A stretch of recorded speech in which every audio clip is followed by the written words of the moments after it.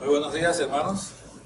Nuevamente nos encontramos aquí para tomar nuestra clase de escuela dominical. Dios les bendiga. Como habíamos dicho en alguna ocasión, si tenían algunas preguntas para irlas resolviendo, un hermano nos hizo llegar unas preguntas y las estaremos resolviendo en el transcurso de la clase. Pues bienvenidos y vamos a orar para poner este tiempo en las manos del Señor. Padre Santo, te alabamos, Dios, bendecimos tu nombre, Señor. Te damos las gracias por tu infinita misericordia, Dios. Gracias, Señor, por tu palabra. Gracias por este tiempo. En el nombre de Cristo Jesús, yo te pido que bendiga, Señor, a cada uno de mis hermanos, a cada una de las personas, Señor, que pueden ver esta clase, tomarla, Señor. En el nombre de Cristo Jesús, te alabamos, Dios, bendecimos tu nombre. Y ponemos este tiempo en tus manos, que sea tu Santo Espíritu, Señor, revelándose a nuestras vidas. En el nombre de Jesús, amén. Amén. Pues continuamos y estamos en nuestra lección número 2. Y antes de continuar, vamos a dar respuesta a las preguntas que nos hizo llegar el hermano Juan. Y aquí mi esposa las va a leer.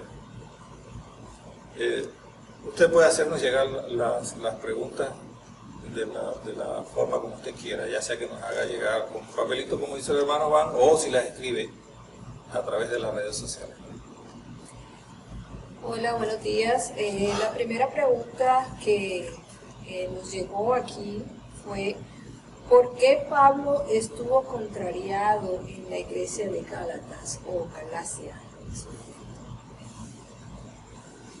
Como estamos viendo el libro de Gálatas, la contrariedad de Pablo se nota enojado en el libro de los Gálatas, la carta que él le dirige a los Gálatas, es porque ellos habían recibido el Evangelio de una forma que los libertó y de una forma con gozo. Pero cuando Pablo se continuó su obra misionera, los Gálatas empezaron a dejarse desviar de esa libertad que le había dado el Evangelio cuando lo recibieron a través de Pablo,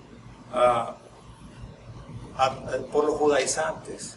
Hemos hablado ya de los judaizantes. Eran judíos que habían recibido a Cristo como su Señor y Salvador, pero querían seguir imponiendo todas sus costumbres, todas sus tradiciones, toda la ley a los nuevos convertidos, a los convertidos en Cristo Jesús, fuesen judíos o fuesen gentiles.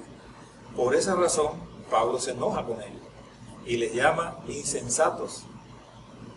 Le dice, parafraseando, ustedes recibieron el Evangelio con gozo, lo recibieron y fueron libres, pero ahora se están dejando arrastrar nuevamente a la esclavitud de la ley. Y cuando habla de la esclavitud de la ley es toda la ley mosaica y sus tradiciones y todo lo que ellos hacían como judíos que eran. Entonces esa es una de las razones por qué Pablo estuvo contrariado con la iglesia de Gálatas, porque se dejaron desviar. Fueron, en algunas de las cartas de Pablo también le dice a algunos que se dejan engañar por fábulas, por cuentos. Entonces eso fue lo que sucedió con los Gálatas. Y la segunda pregunta que hace el hermano dice: ¿por qué nos llamó insensatos a los cristianos de esa región? Tiene mucha relación con la anterior pregunta.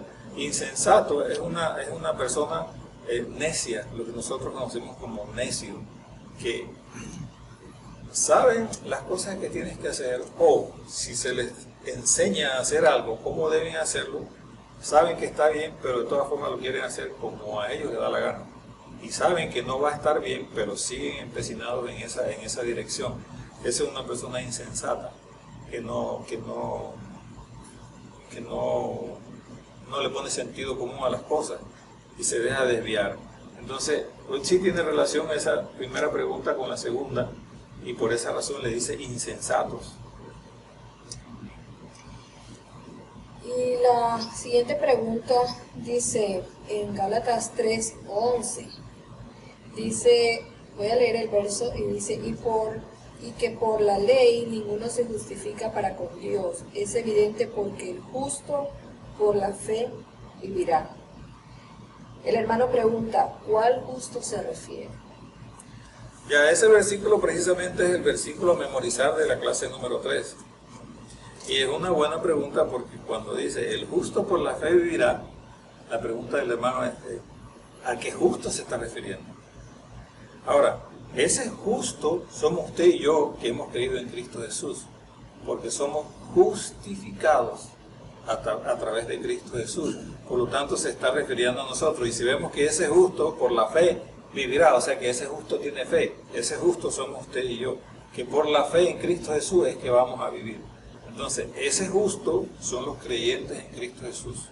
A ese justo es que se está refiriendo ese versículo. Esas son todas las preguntas que nos hizo llegar el hermano. Fueron 3 preguntas y preguntas interesantes. Entonces vamos a proceder a continuar con nuestra lección. Una vez más, les digo, el libro que estamos siguiendo, El Sendero de la Verdad, el libro número 10, le podemos proporcionar uno, podemos proporcionarle Biblia en español si la necesitan. Y esta es nuestra clase de escuela dominical de la iglesia Shepherd House, la iglesia del Nazareno de San Jacinto, California. Entonces vamos a continuar y vamos en la página número 16. En el punto número 3 habla sobre el propósito de la ley. Este párrafo nos va a hablar específicamente de cuál fue el propósito de la ley. Entonces voy a ir leyendo, y ustedes van siguiendo en sus libros, o lo voy a ir leyendo pausadamente por si usted no tiene el libro, pues va comprendiendo qué es lo que dice el párrafo. Dice, el propósito de la ley. Nuestra herencia como creyentes está basada en la promesa, y por ella somos alcanzados en la misma fe que profesó Abraham. Sin embargo, esta herencia no es por la ley, por lo tanto es suficiente. Así como un hombre era considerado maldito por morir en un madero según la ley, en Cristo Jesús somos benditos y liberados de todo yugo legalista o tradicionalista que atropella el pacto de Dios para con el hombre. Claro está que la ley no está en contra de las promesas, sino que es como un catalizador para comprender la justicia divina basada en Cristo. La ley manifiesta la obra externa del hombre, pero Cristo manifiesta la obra interna de cada creyente. Ahí en ese párrafo utilizo una palabrita que se llama catalizador. Dice, voy a leer nuevamente. Claro está que la ley no está en contra de la promesa, sino que es como un catalizador para comprender la justicia divina basada en Cristo. Un catalizador es como el que la explica, como el que la da a entender para comprender la justicia divina basada en Cristo. Eso es lo que significaría esa palabrita que se encuentra ahí. Este título, el propósito de la ley, es bien interesante porque esta última parte de la clase nos explica específicamente cuál es el propósito de la ley, que muchas personas lo preguntan. Y entonces, ¿cuál es el propósito de la ley? Si nosotros vamos bien abajo en ese párrafo, en la página 17, encontramos específicamente que nos dice cuál fue el propósito de la ley. Usted puede subrayarlo si tiene un bolígrafo. Está en la última parte de la columna, de la primera columna. Dice, la ley tiene el propósito de guiarnos a Cristo y a través de ella mostrar la incapacidad del hombre para alcanzar su propia salvación. Al mismo tiempo, la ley lleva al hombre a tomar conciencia del Dios Redentor y de un nuevo camino a la salvación eterna. Ese párrafo, esas líneas, las puedes subrayar porque ahí el libro nos está dando claramente la razón de cuál fue el propósito de la ley. Lo voy a leer nuevamente. Dice, los últimos 1, 2, 3, 4, 5, los últimos 6 renglones, dice, la ley tiene el propósito de guiarnos a Cristo y a través de ella mostrar la incapacidad del hombre, o sea, de usted y yo, para alcanzar su propia salvación. Al mismo tiempo, la ley lleva al hombre a tomar conciencia del Dios Redentor y de un nuevo camino a la salvación eterna. Ese nuevo camino a la salvación eterna ya saben que es la obra redentora de Cristo Jesús. En el punto B encontramos el privilegio de ser coherederos con Cristo. Dice el punto B, se tiene el grato privilegio de ser libre en Cristo. La nueva ley en Cristo ya no representa un yugo pesado. Cuando dice de yugo pesado, que ya no representa eso, es porque la ley era como especie de un yugo pesado en el aspecto en que era una serie de reglas y de leyes que los judíos debían seguir, y si fallaban en una sola, fallaban en todas. Era como un yugo. Era como algo que si fallo aquí en esta, ya fallé en todas las otras que ya he aprobado. Entonces, por esa razón, este párrafo nos está diciendo, se tiene el grato privilegio de ser libre en Cristo. La nueva ley en Cristo ya no representa un yugo pesado. Él nos conduce en amor mediante su Espíritu Santo para poner en práctica los mandamientos, como resultado de la justificación de nuestras vidas.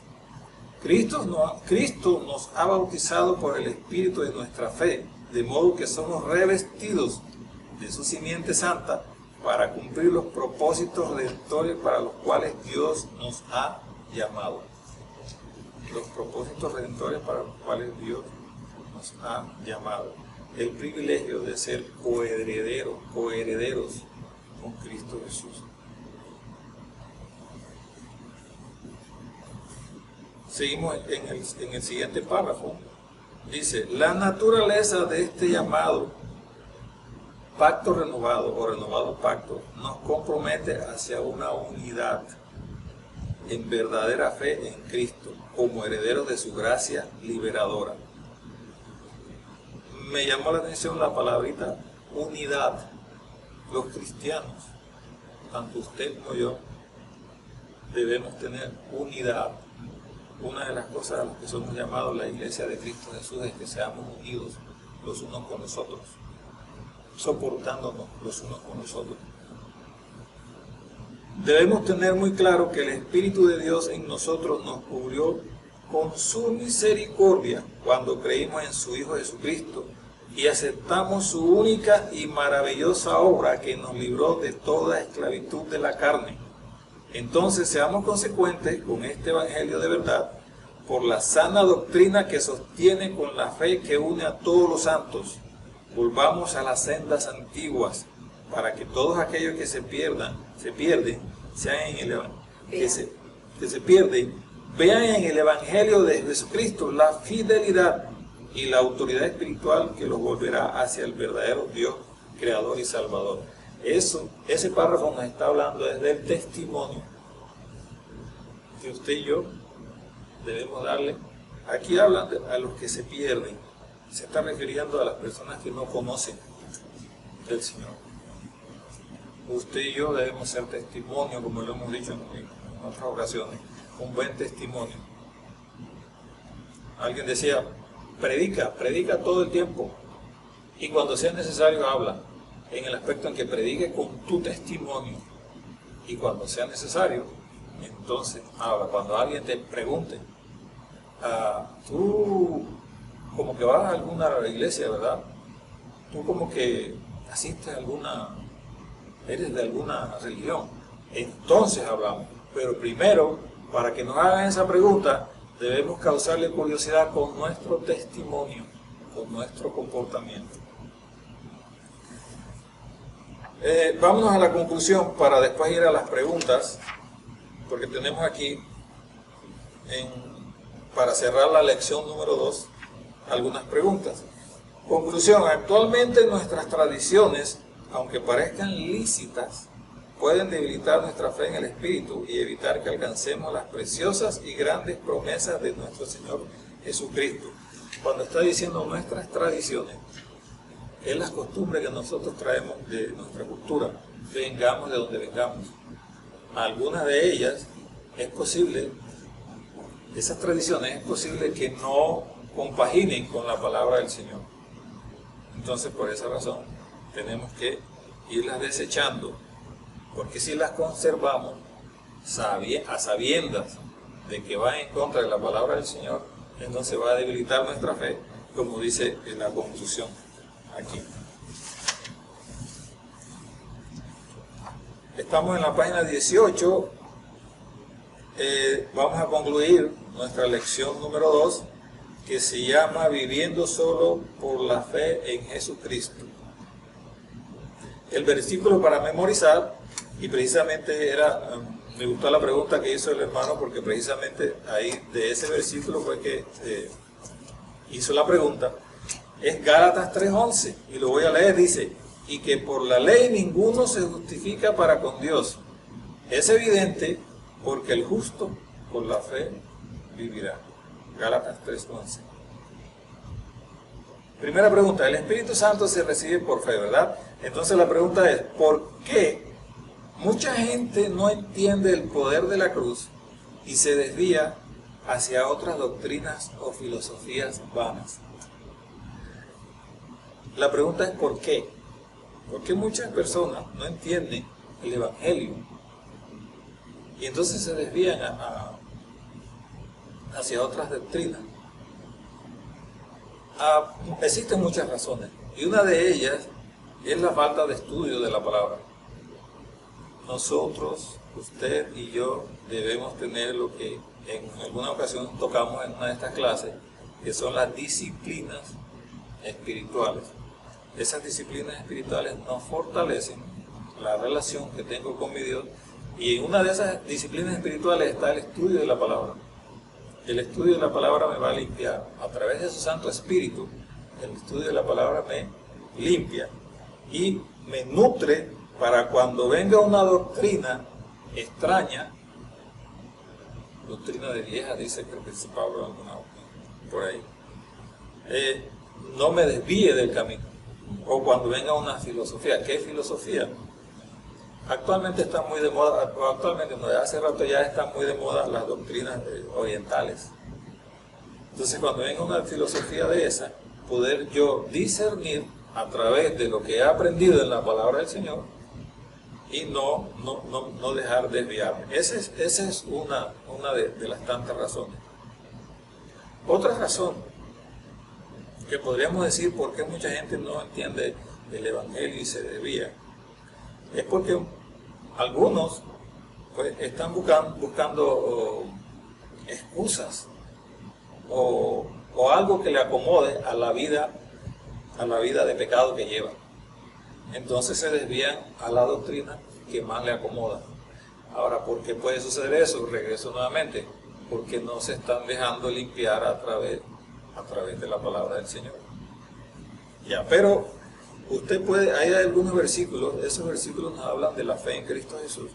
Usted puede anotar alguna respuesta ahí de lo que usted considere, porque algunas personas no entienden el poder del Evangelio y se desvían.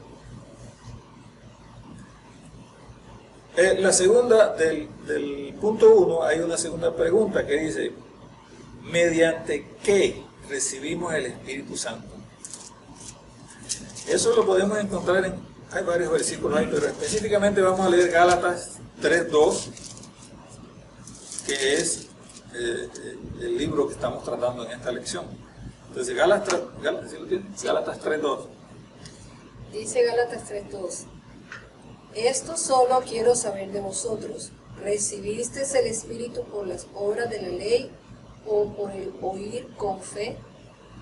Ahí tenemos una respuesta. ¿Mediante qué recibimos el Espíritu Santo? Mediante el oír con fe. Esa es la palabra.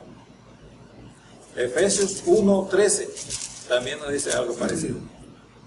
Efesios 1:13 dice: en él también vosotros, habiendo oído la palabra de verdad, el evangelio de vuestra salvación, y habiendo creído en él, fuisteis sellados con el Espíritu Santo de la promesa. Dice ahí, habiendo creído, o sea, fe. Entonces, Sellados. ¿mediante qué recibimos el Espíritu Santo? Mediante creer, mediante fe, la fe. El segundo punto, dice, el pacto de fe con Abraham es ratificado en Cristo. Efectivamente, la pregunta es, ¿cuál es la promesa que Dios dio a Abraham? En Gálatas 3, 8 y 9 encontramos la respuesta a esa pregunta. ¿Cuál es la promesa que Dios dio a Abraham? Dice Gálatas 3:8, y la Escritura, previendo que Dios había de justificar por la fe a los gentiles, dio de antemano la buena nueva a Abraham, diciendo, en ti serán benditas todas las naciones. Amén. Entonces, en ti, esa es la promesa que el Señor le dio a Abraham. En ti serán benditas todas las naciones de la tierra. Y ahí estamos incluidos usted y yo. La segunda pregunta de ese punto dice, ¿está seguro de que ha sido justificado delante de Dios? ¿Usted está seguro de que ha sido justificado delante de Dios? Gálatas 3, 6 y 7. Dice Gálatas 3, 6, 7, si Abraham creyó a Dios y le fue contado por justicia, sabed por tanto que los que son de fe, estos son hijos de Abraham. Amén. Cuando dice los que son de fe, se está refiriendo a los que creyeron o los que hemos creído en Cristo Jesús. Entonces, por eso, Pablo nos habla en alguna de sus cartas que nosotros somos el Israel espiritual. Entonces, ¿está usted seguro de que ha sido justificado delante de Dios? Si usted creyó en Cristo Jesús y le aceptó en su corazón como su Señor y Salvador, usted debe estar totalmente seguro que ha sido justificado delante de Dios, porque se apropió de ese sacrificio de Cristo Jesús por usted y por mí. Yo creo que también hay que agregar estar bien cimentados en la palabra, o sea, tener pleno conocimiento de lo que Dios nos está hablando para nosotros poder entender de una mejor manera esa justificación, ¿verdad? Y esta se conecta con la primera, porque si tenemos esto bien claro, no vamos a estar corriendo detrás de cualquier doctrina o filosofía que venga. El tercer punto, la ley es antecesora de la promesa. La pregunta es, ¿usted está seguro de que ya ha sido redimido de la maldición de la ley? Gálatas 3, 10 al 14. Dice, porque todos los que dependen de las obras de la ley están bajo maldición, pues escrito está, maldito todo aquel que no perteneciere en todas las cosas escritas en el libro de la ley para hacerlas, y que por la ley ninguno se justifica para con Dios. Es evidente porque el justo por la fe vivirá. Amén. Seguimos con ese versículo. Ahora, la pregunta es, ¿usted está seguro de que ha sido redimido de la maldición de la ley? Al aceptar a Cristo Jesús, usted debe estar totalmente seguro. Porque ya nosotros no hacemos obra para ganar la salvación. Nuestra salvación ya nos la dio Cristo Jesús. Lo que nosotros hacemos obra es por lo que ya Cristo hizo en mí. Amén. Es una diferencia que hay en ese aspecto. Entonces, al haber aceptado a Cristo Jesús como nuestro Señor y Salvador, hemos sido redimidos de la maldición de la ley. Y sí hacemos obras y misericordia, así como estuvo Cristo Jesús haciendo misericordia y obras cuando estuvo caminando aquí. Pero no las hacemos para obtener, para comprar mi salvación. la hago por efecto de lo que ya Cristo hizo en mí. La segunda pregunta de este punto 3 dice, ¿usted se considera juntamente con Cristo bendecido y coheredero de la promesa? Ahí hay dos versículos y creo que en uno de ellos hay un error, pero vamos a leer Gálatas 3:9. Gálatas 3:9. Gálatas 3:9 dice, de modo que los de la fe son bendecidos con el creyente Abraham. Amén. Y Gálatas 3:29. Gálatas 3:29 dice, y si vosotros sois de Cristo, ciertamente linaje de Abraham sois y herederos según la promesa. Amén. Esos dos versículos, Gálatas 3:9 y Gálatas 3:29, nos está diciendo que usted y yo somos coherederos con Cristo Jesús, somos coherederos de la promesa. Conclusión. Nuevamente la conclusión, actualmente nuestras tradiciones, aunque parezcan lícitas, pueden debilitar nuestra fe en el Espíritu y evitar que alcancemos las preciosas y grandes promesas de nuestro Señor Jesucristo. Todo va concatenado y todo nos lleva a que en la palabra de Dios está nuestro fundamento, en Cristo Jesús está nuestro fundamento.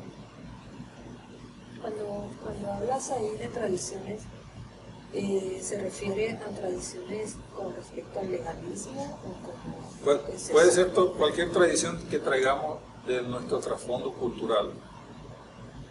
Que si nosotros la palabra no nos arroja luz y nos vamos deshaciendo de esas tradiciones, podemos conservarlas por ignorancia y eso va a debilitar mi fe. Eso es lo que estaba diciendo hace un momento.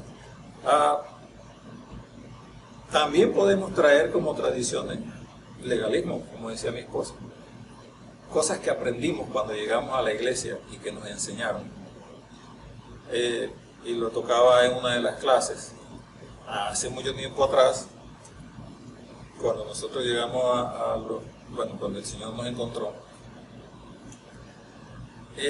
Llegamos a una iglesia donde las mujeres tenían que vestirse de cierta forma y usar el cabello de cierta medida. No se podían pintar, no podían usar aretes, joyas. Y los hombres también tenían que vestir y comportarse de cierta forma. Esas son formas externas. Aclaro nuevamente que nosotros sí debemos vestir en forma decorosa, porque servimos al rey, somos hijos del rey, debemos vestir de forma decorosa, pero no ostentosa.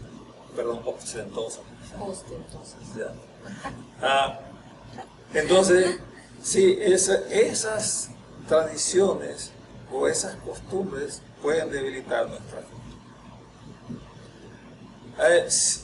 Igual, si cualquier pregunta, pues puede hacérnosla llegar. El hermano Juan nos va a seguir colaborando, haciéndonos llegar preguntas que son muy interesantes, porque a veces no se nos ocurren a nosotros, pero son preguntas bien interesantes. Y empezaremos ya el próximo domingo con nuestra lección número 3. Yo creo que esta sí nos salió un poco larga esta clase. Voy a pedirle a mi esposa que oremos para cerrar ya esta clase y que Dios nos bendiga. Amén. Gracias, Señor, te damos por esta clase que hemos recibido. Gracias, Padre Santo, que podamos, Señor, meditar en tu palabra, que podamos reflexionar en tu palabra, Señor, y que podamos aplicar tu palabra a nuestra vida, Padre Santo. En ti, Señor, hemos encontrado libertad, Padre Santo, Dios. Gracias por ese regalo maravilloso que nos has dado. En el nombre de Jesús, te pido, Señor, de que sigas con nosotros, Señor, donde quiera que estemos, Padre. Que cada enseñanza recibida, Señor, llegue a nuestra mente, baja a nuestro corazón, Señor, y se haga una vivencia, Padre. Somos testimonios, libros abiertos, Señor, a todo aquel que nos rodea, Padre. En el nombre de Jesús, la gloria y la honra siempre van a ser para ti, por los siglos de los siglos. Amén. Amén. Amén.